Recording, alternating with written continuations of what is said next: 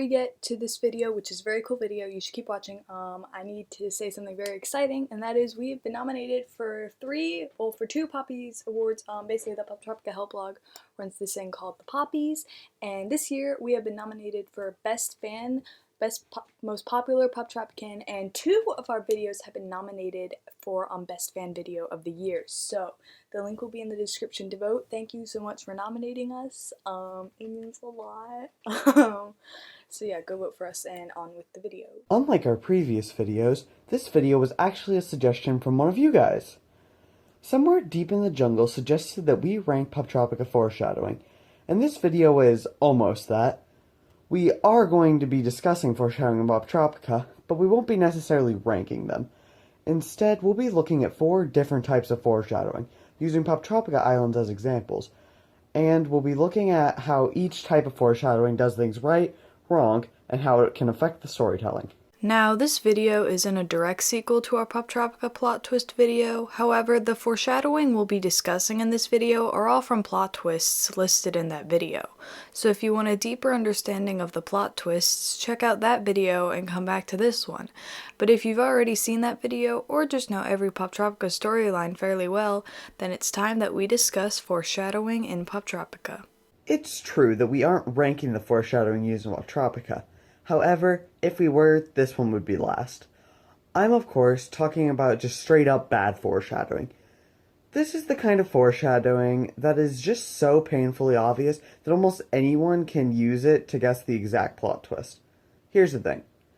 Putting in the right amount of foreshadowing so that some people can guess the plot twist is actually good. It gives them a sense of accomplishment and pride when they correctly guess the plot twist, and for the people who didn't guess, they're sufficiently mind-blown.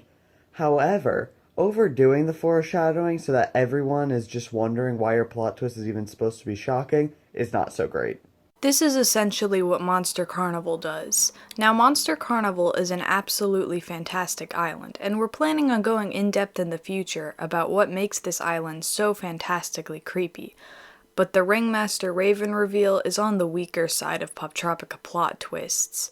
The reason the Carnies being the monsters twist was only number 10 in our plot twist video is because the island goes all in on trying to make the Ringmaster Raven twist work. Ringmaster Raven is a solid villain despite his mediocre boss fight and has a very cool design. However, the twist that he is the bird boy shocked no one. I think the biggest problem with all of the bird boy foreshadowing is how much of it there is. You literally see a poster of Ringmaster Raven right as you get off your blimp, and then there are signs about him all throughout the carnival.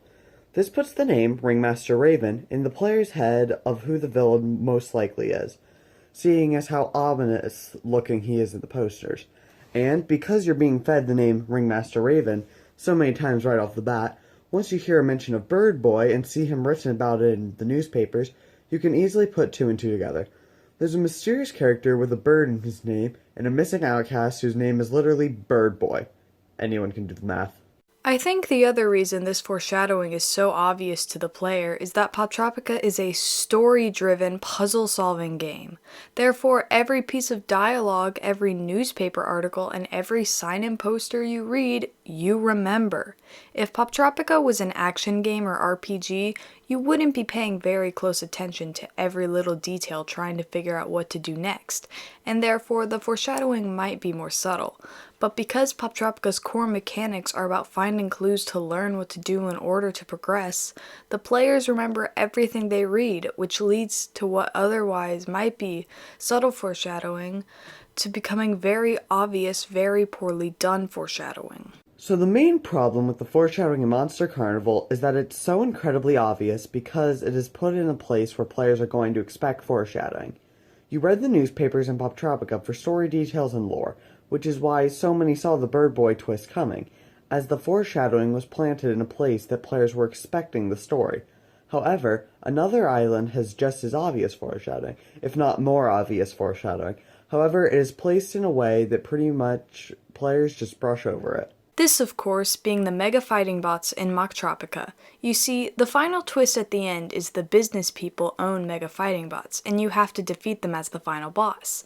And the reason this twist works so well is because of the blatantly obvious foreshadowing that makes you feel dumb for not seeing it coming. Foreshadowing that leaves the player unable to guess the twist but then feel like an idiot for not seeing it coming is, in our opinion, the greatest type of foreshadowing. And the genius part about this foreshadowing is where it is placed.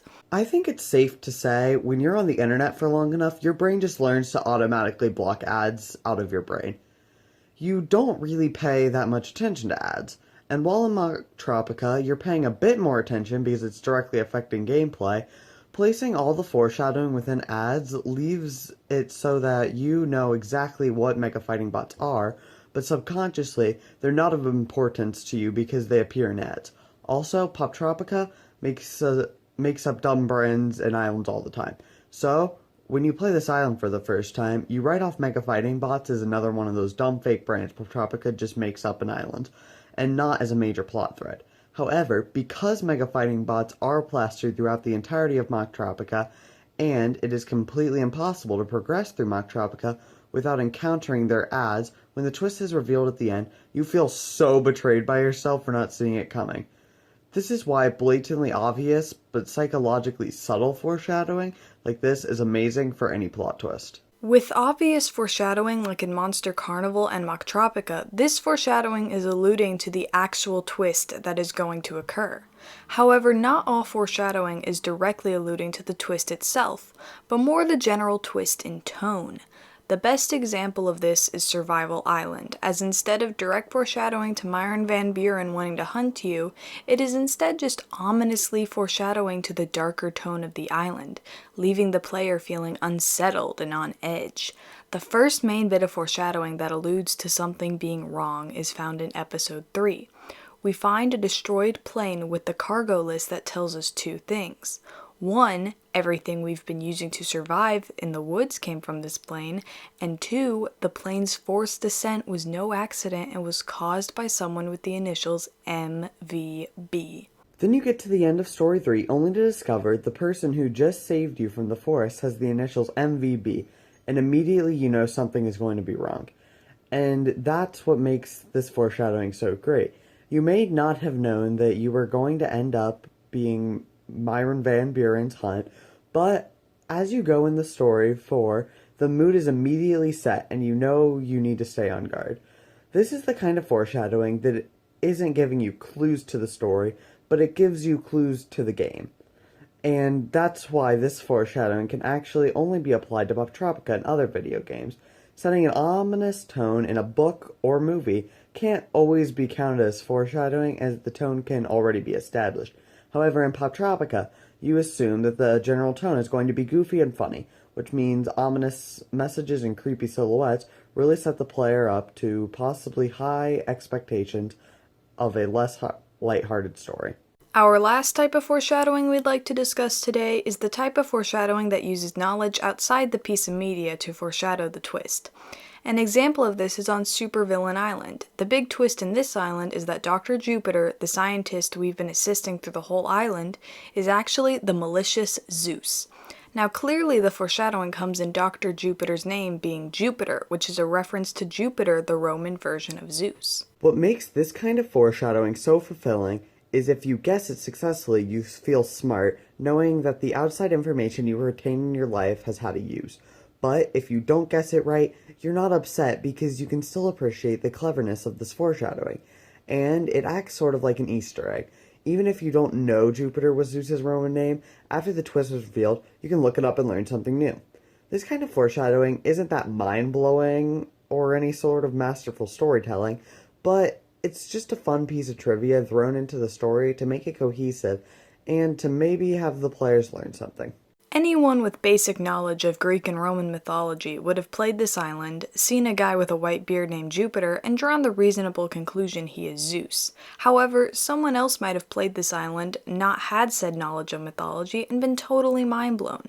Like we said earlier, good foreshadowing should leave some able to guess the twist so they feel smart, and some sufficiently mind-blown. And that's the kind of clever foreshadowing demonstrated in Supervillain Island. Okay, we hope you enjoyed this discussion of Foreshadowing in Poptropica. I know it's a bit different to our usual top 10 lists and stuff, but maybe we can do more intellectual videos in the future. Also, if you have your own ideas for videos you want us to make, leave a comment. Even if we don't make it right away, it's probably just because we like to plan our videos in advance, not because we don't want to do your idea. Also, it's in our end card and in the description, but follow our Instagram. Isaac runs the Instagram and he posts very cool stuff, so you should follow it for video updates, memes, and just good content. Please, I'm tired of posting for just Theo and like 2 other people. Anyways, thanks for watching this video and go play some Poptropica.